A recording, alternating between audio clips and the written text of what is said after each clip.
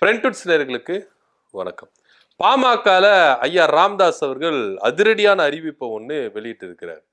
கொஞ்ச காலமா இந்த பாமகல சலசலப்புகள் இல்லாம இருந்தது. இப்ப திரும்பவுமாய் ஐயா ராமதாஸ் அவர்கள் இந்த பரபரப்பை கிளப்பி இருக்கிறார். என்ன விஷயம் அப்படின்னு பாத்தீங்கன்னா, யாரு கையில இருந்து இந்த இளைஞரணி சங்க தலைவர் பதவி பறிக்கப்பட்டதோ அன்புமணிக்காக, அவருக்காகவே திருப்பி என்ன பண்ணிருக்காங்க, இந்த பதவியை கொடுத்திருக்காங்க. பாமகவின் கௌரவ தலைவர் ஜி.கே. மணி அவருடைய மகன் தமிழ்குமரனுக்கு திரும்பவுமாய் இளைஞரணி பதவியை கொடுத்திருக்கிறாங்க. 2022 இவருக்கு இளைஞரணி சங்க தலைவர் பதவி கொடுக்கப்பட்டது. அதுக்கப்புறம் அன்புமணியோட உள்ளடி வேலையினால அந்த பதவி பறிக்கப்பட்டது அப்படின்ற ஒரு கருத்து முன்வைக்கப்பட்டது. அதுக்கப்புறம் தன்னுடைய மகள் காந்திமதியுடைய மகன் முகுந்தனுக்கு இளைஞரணி சங்க தலைவர் பதவி கொடுக்கப்படும் அப்படின்னு சொன்னோன்னே அன்புமணி அவர்கள் ஒத்துக்கவே இல்லை. எதுக்கு இப்போ அப்படின்னு சொல்லிட்டு பிரச்சனையை ஆரம்பிச்சாரு. அதுல இருந்து பாமகவுக்கு தொடர் பிரச்சனைகள் தான். அப்பாவுக்கும் மகனுக்கும் இடையே ஏகப்பட்ட பிரச்சனைகளா இருக்குது. ஆனா அன்புமணியை தவிர்த்துட்டு முக்கியமான பதவிகள்ல யாரும் வரக்கூடாது அப்படின்ற ஒற்றை விஷயத்துல அன்புமணி அவர்கள் ரொம்ப கண்ணும் கருத்துமா இருந்தாரு. அது வந்து பாத்தீங்கன்னா கட்சி தலைவர் பதவியா இருக்கட்டும், பொருளாளர் பதவியா இருக்கட்டும், பொதுச் செயலாளர் பதவியா இருக்கட்டும், இளைஞரணி சங்க தலைவர் பதவியா இருக்கட்டும், எல்லா முக்கியமான பதவிகள் எல்லாத்துக்குமே அன்புமணியுடைய ஆதரவாளர்கள் அன்புமணி அவர்களுக்கு சொல்றதுக்கு எல்லாத்துக்கும் கீழ்ப்படுகிற ஒரு ஆளை தான் அந்த பதவிகளுக்கு கொண்டு வரணும் அப்படின்னு அன்புமணி அவர்கள் நினைச்சிருந்தார். இளைஞரணி சங்க தலைவர் பதவி கூட ஜி.கே. மணியுடைய மகன் தமிழ்குமரன் அவர்கிட்ட இருந்து பறிக்கும் பொழுது அன்புமணியோட ரொம்ப விசுவாசி, அவருக்கு தான் அந்த பதவி கொடுக்கப்படும் அப்படின்னு சொல்லிட்டு ரொம்பவே எதிர்பார்த்தாரு, மூவ் பண்ணார். ஆனா ஐயா ராமதாஸ் அவர்கள் என்ன பண்ணாரு, நீ தலைவர் பதவிக்கு வந்துட்ட, மகளுடைய வழி முகுந்தனுக்கு நான் இளைஞரணி சங்க தலைவர் பதவி தரேன் அப்படின்னு சொல்லிட்டு அவர் சொன்னதுனால அன்புமணியால ஏத்துக்க முடியல. ஏன்னா திரும்பவும் தன்னுடைய அக்காவுடைய பையன் உள்ள வந்துட்டா தமக்கு பிரச்சனை ஆயிரும் அப்படின்னு. இது ஒரு வகையான குடும்ப பிரச்சனை அப்படின்னு தான் சொல்றாங்க. அதனுடைய எதிர்வலிதான் கட்சி வரைக்கும் எதிர்வலிச்சது அப்படின்னு சொல்றாங்க. இது மாத்திரம் இல்லாம குடும்பத்துல ஏகப்பட்ட பிரச்சனைகள். இத்தனைக்கும் முகுந்தனுடைய அண்ணனத்தான் அன்புமணியுடைய மூத்த மகளுக்கு கல்யாணம் பண்ணி கொடுத்திருக்காங்க. எல்லா சொந்தத்துக்குள்ளதான் இருக்கிறாங்க.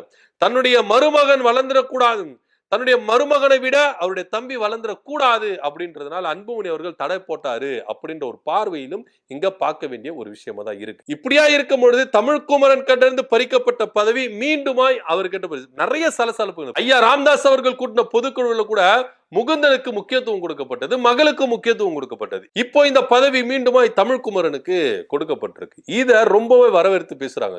முக்கியமா காந்திமதி அவங்களும் கூட இருந்திருக்கிறாங்க. கிட்டத்தட்ட அலசி பார்த்தா இது ஒரு வகையாக அன்புமணியை வெறுப்பேத்தணும், அன்புமணியை காண்டேத்தணும் அப்படின்ற ஒரு விஷயத்துக்காக ஐயா ராமதாஸ் அவர்கள் மூவ் பண்றாரு அப்படின்ற ஒரு பேச்சு இருக்குது. ஏன்னா நீங்க அன்புமணி என்ன பண்றாரு, புதுசா அவருடைய என்ன பண்றாரு பொதுச் செயலாளர், அதாவது ஐயா ராமதாஸ் அவர்கள் நீக்கிறவங்களை எல்லாரையும் இவர் இணைச்சிட்டு வர்றாரு. இப்ப இளைஞரணி சங்க தலைவர் பதவி காலியா இருந்தது. அன்புமணி அவர்களும் அங்க போக்கஸ் பண்ணல, ஐயா ராமதாஸ் அவர்கள் போக்கஸ் பண்ணவே இல்லை. இப்ப முந்தி அடிச்சுக்கிட்டு ஐயா ராமதாஸ் அவர்கள் இளைஞரணி சங்க தலைவரா நம்ம தமிழ்குமரனை போட்டிருக்காங்க. முகுந்தனுக்கு தான் கொடுக்கப்படும், அதனாலவே வெயிட் பண்ண வச்சாங்க, ஹோல்ட் பண்ணி வச்சாங்க. அன்புமணி அவர்களும் அதிரடியான முடிவெடுக்காம இருந்தார். திலகமாமா நீக்கினாரு, உடனே அன்புமணி இணைச்சாரு. வடிவேல் ராவணன் நீக்கினார் ஐயா ராமதாஸ் அவர்கள், உடனே அன்புமணி அவர்கள் இணைச்சாரு. ஐயா ராமதாஸ் அவர்கள் யாரெல்லாம் நீக்கிட்டு இருந்தாரோ அவங்களை எல்லாரையுமே இணைச்சிட்டு இருந்தாரு அன்புமணி.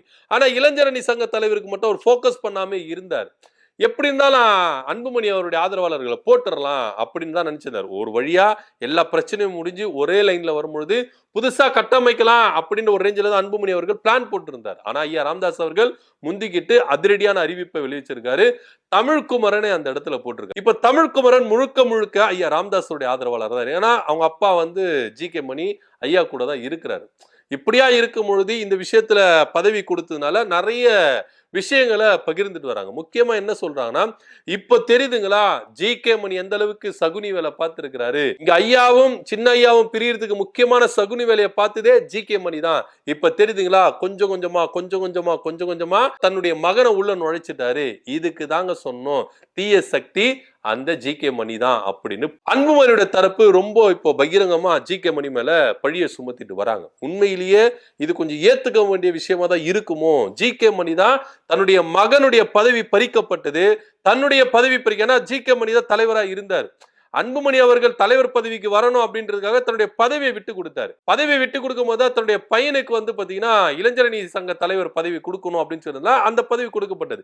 அதுக்கப்புறம் அன்புமணியோட உள்ளடி வேலையினால அந்த பதவி பறிக்கப்பட்டது அப்படின்னு ஜி.கே. மணி ரொம்ப அன்புமணி மேல கோவப்பட்டுதான் இந்த விஷயங்கள் சிலுமசியான விஷயங்களை சகுனி வேலைகள்லாம் பார்த்துட்டு இப்போ இந்த கட்சியை ரெண்டா பிரிகிற ரேஞ்சுக்கு, கட்சி மட்டும் இல்ல குடும்பமே பிரிகிற ரேஞ்சுக்கு வந்துருச்சு. இப்போ காந்திமதியை முன்னாடி நிப்பாட்டுறாரு ஐயா ராமதாஸ் அவர்கள். எல்லாவற்றுக்கும் அன்புமணி எந்த இடத்துல நிக்கணுமோ அந்த இடத்துல இப்போ காந்திமதி நிக்கிறாங்க. காந்திமதி முன்னாடி தான் ஐயா ராமதாஸ் அவர்கள் அந்த லெட்டர் பேடு தமிழ்குமரன் கிட்ட கொடுக்குறாரு. தன்னுடைய மகனுக்கு தான் இந்த பதவி வரணும் அப்படின்னு காந்திமதியும் ரொம்ப நினைச்சிருந்தாங்க. ஆனா எவ்வளவு போஸ்ட் பண்ணி பார்த்தாங்க. ஐயா ராமதாஸ் அவர்களும் முகுந்தனை போஸ்ட் பண்ணிருக்காங்க. முகுந்தனுடைய அவங்க அம்மா காந்திமதி அவங்களும் போஸ்ட் பண்ணிருக்காங்க. ஆனா அவர் ஒரே ஒரு கருத்து சொல்லியிருக்காரு முகுந்தன், என்னால பிரச்சனை வேணாம், குடும்பத்துக்குள்ள பிரச்சனை வேணாம், மாமா விரும்பல, அதனால நான் திரும்ப உள்ள வர முடியாது அப்படின்ற ஒற்றை கருத்துல அவர் விலகிட்டார். அதுக்கப்புறம் அந்த பதவிக்கு யாருமே போடாம காலியா தான் இருந்தது. இப்ப திரும்பமாய் தமிழ்குமரனுக்கு அந்த பதவி கொடுக்கப்பட்டிருக்கு. அன்புமணி தரப்ப இது ரொம்ப யோசிக்க வச்சிருக்குது அப்படின்னு சொல்லலாம். இதனிடையில விஜயை பற்றி கருத்து கேட்டிருக்கிறாங்க. ஐயா விஜய் அவர்கள் வீடியோ வெளியிட்டு இந்த மாதிரி சிஎம் மேலதான் தப்பு, தமிழ்நாடு அரசு மேலதான் தப்பு அப்படின்னு சொல்லியிருக்காரு. உங்களுடைய பார்வை என்னவா இருக்கு அப்படின்னும் போது ஐயா திட்டவட்டமா சொல்லியிருக்காரு. எப்படிங்க நீங்க திமுக அரசை குறை சொல்ல முடியும், தமிழ்நாடு அரசு எப்படி குறை சொல்ல முடியும், சிஎம் சார் எப்படி குறை சொல்ல முடியும், இது முழுக்க முழுக்க தமிழக வெற்றி கழகம் பண்ண தப்பு தான் அப்படின்னு அவருடைய ஸ்டாண்ட் எடுத்திருக்காரு. ஒரு பக்கம் அன்புமணி தமிழக வெற்றி கழக தலைவருக்கு ஆதரவா பேசுறாரு, ஐயா ராமதாஸ் அவர்கள் எதிரா பேசுறாரு. இவங்க உண்மையிலேயே வந்து பாத்தீங்கன்னா ஐயா ராமதாஸ் அவர்களும் அன்புமணி அவர்களும் ஏட்டிக்கு போட்டி தான் அப்படின்றதா விலகிச்சு. நான் எதிர்க்கிறேன்னா நான் ஆதரிக்கிறேன்னா அன்புமணி எதிர்க்கட்டும் அப்படின்ற ரேஞ்சில தான் ஐயாவும் சின்ன ஐயாவும் போட்டா போட்டி போட்டுன்னு போயிட்டு இருக்காங்க. ஐயா அன்புமணி அவர்கள் தாவேக்காவுக்கு உறுதுணையா நின்று அவங்க மேல தப்பு இல்ல, திமுக அரசு மேல, ஏன்னா அன்புமணிக்கு வேற வழி கிடையாது. ஏன்னா பாஜகவை ஆதரிச்சுதான் ஆகணும். பாஜக என்ன கருத்து சொல்லுதோ அதே கருத்தை தான் அன்புமணி அவர்கள் சொல்லி ஆகணும்.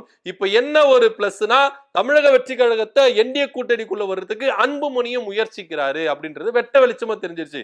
நீங்க கட்சி தான் பிரிஞ்சிருக்கு, தேர்தல் நெருங்குற டைம்ல அன்புமணி அவர்கள் பாஜகவுக்கு தான் சப்போர்ட் பண்ணி ஆவாரு, என்டிஏ கூட்டணியில தான் போய் ஐக்கியம் ஆவாரு அப்படின்றது இப்போ ஒரு வகையா என்ன பண்ணிருக்கு வெளிச்சமா தெரியுது. ஆனா ஐயா ராமதாஸ் அவர்கள் முழுக்க முழுக்க தமிழக வெற்றி கழகத்தின் மேலதான் தப்பு, விஜய் மேலதான் தப்பு, இதுல எப்படி நீங்க வந்து தமிழ்நாடு அரசு குறை சொல்ல முடியும், திமுகவை எப்படி நீங்க குறை சொல்ல முடியும் அப்படின்ற ஒரு பார்வையில ஐயா ராமதாஸ் அவர்கள் கருத்து சொல்லியிருக்காரு. என்னதான் இருந்தாலும் மூத்த தலைவர், முதிர்ச்சி அடைந்த தலைவர், அவரு அனலைஸ் பண்ணி தான் சொல்லுவார், எடுத்தவங்க சொல்ல மாட்டாரு அப்படின்னு தான் தமிழக அரசியல் வட்டாரத்துல ஒரு பேச்சும் போயிட்டு இருக்கு. இதனிடையில பாமகவில் இளைஞரணி சங்க தலைவரா தமிழ்குமரனை தேர்ந்தெடுத்ததுக்கு அன்புமணி தரப்புல இருந்து எதிர்ப்பும் வந்திருக்கு. ஐயா ராமதாஸ் அவர்கள் முந்தி கொண்டு அதிரடியான அறிவிப்பை வெளியிட்டாரு அப்படின்னு. அன்புமணி அவர்கள் இப்ப அதிரடியா அவர் என்ன பண்ண போறாரு, ஏடிக்கு போட்டியா இவர் தான் இளைஞரணி சங்க தலைவர் அப்படின்னு யாரே ஒருத்தர் அறிவிக்க போகிறதா இந்த பக்கம் இருந்து தகவலும் வளம் வந்துட்டு இருக்கு. இதை பத்தியோட கருத்து என்ன அப்படின்றத கீழே கமெண்ட் பண்ணுங்க. நன்றி, வணக்கம்.